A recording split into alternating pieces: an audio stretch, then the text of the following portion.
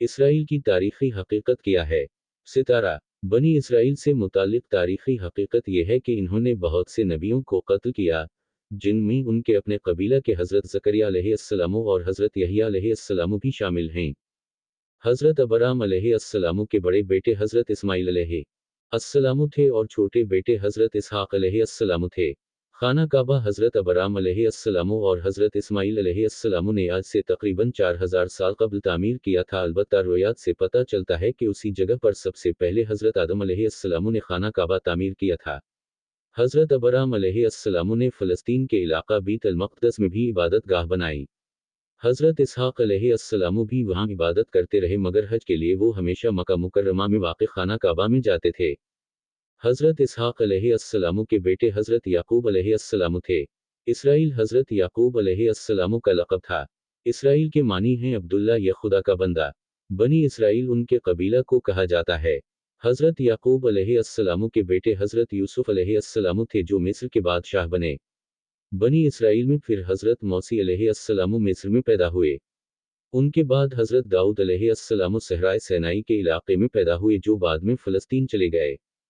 जब हज़रत दाऊद अलैहिस्सलाम ने इंतहाई ताकतवर देव हैकल जालूत गोलात को अल्लाह की नुसरत से हुलैल से पत्थर मार कर गिरा दिया तो फ़लस्तीन के बादशाह सूल ने हसब वादा उनकी शादी अपनी बेटी मशल से कर दी। सूल के मरने के बाद हज़रत दाऊद अलैहिस्सलाम फ़लस्तीन के बादशाह बने।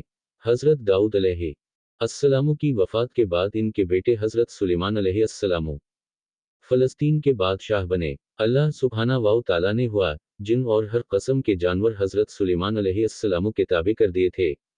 क़ब्ल मसीह 961 से क़ब्ल मसीह 922 के दौरान हज़रत सुलेमान अलैहिस्सलाम ने जिनों की मदद से मस्जिद अल अक़सी उसी जगह तामीर करवाई जहां हज़रत अबराम अलैहिस्सलाम ने इबादत गाह तामीर कराई थी।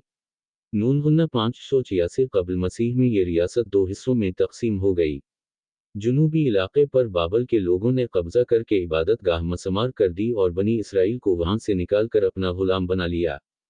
इसके 100 साल बाद बनी इसराइल वापस आने शुरू हुए और इन्होंने अपनी इबादत गाह तामीर की, मगर इस जगह नहीं जहां हज़रत सुलेमान अलैहिस्सलाम ने इबादत गाह बनवाई थी।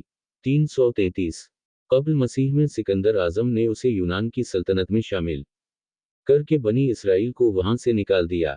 165 क़ब्ल मसीह में बनी इसराइल ने बगावत करके एक यहूदी सल्तनत की बुनियाद रखी। 100 साल बाद यहूदी रियासत पर सल्तनत रूम का कब्जा हो गया। 70 ईस्वी में यहूदियों ने बगावत की जिसे शहनशाह टाइट्स ने कुचल दिया और यहूदियों की इबादत गाह को मसमार करके इन्हें वहां से निकाल दिया। रूम के बादशाह हैदरियान 138 से 118 ईस्वी ने यहूदियों को शुरू में बीत अल मक़दस आने की इजाज़त दी, लेकिन बगावत करने पर बीत अल मक़दस के शहर को मुकम्मल तौर पर तबाह करके यहूदियों को गुलामों के तौर बीच कर शहर बदर कर दिया और उनका वापस बीत अल मक़दस आना ममनू करार दे दिया। ईस्वी से 624 ईस्वी तक फ़लस्तीन पर ईरानियों की हुकूमत रही और बताया जाता है कि इन्होंने यहूदियों को इबादत करने की खली छुट्टी दे दी थी, मगर इन्होंने मस्जिद अल अक़सी में इबादत न की और अरब ईसाइयों पर बहुत जुल्म किए। उसके बाद बाज़ंतीनी हुकूमत आई जिसने 636 ईस्वी में मजहबी पेशवा के कहने पर बगैर जंग के हज़रत उमर रज़ी अल्लाह अन्हा को मुहाफ़िज़ और अमन का पियाम्बर करार देकर बीत अल मक़दस उनके हवाले कर दिया। हज़रत उमर रज़ी अल्लाह अन्हा ने मस्जिद अल अक़सी की तामीर 639 ईस्वी में इस जगह पर शुरू करवाई जहां पर हज़रत सुलेमान अलैहिस्सलाम ने तामीर करवाई थी।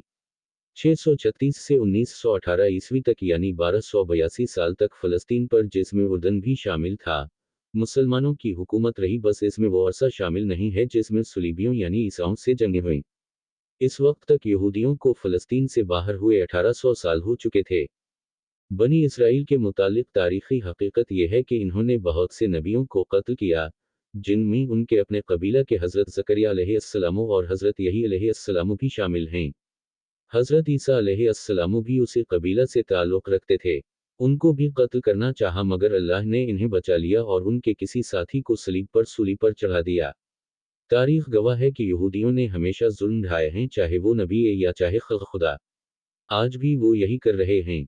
Subscribe please and share.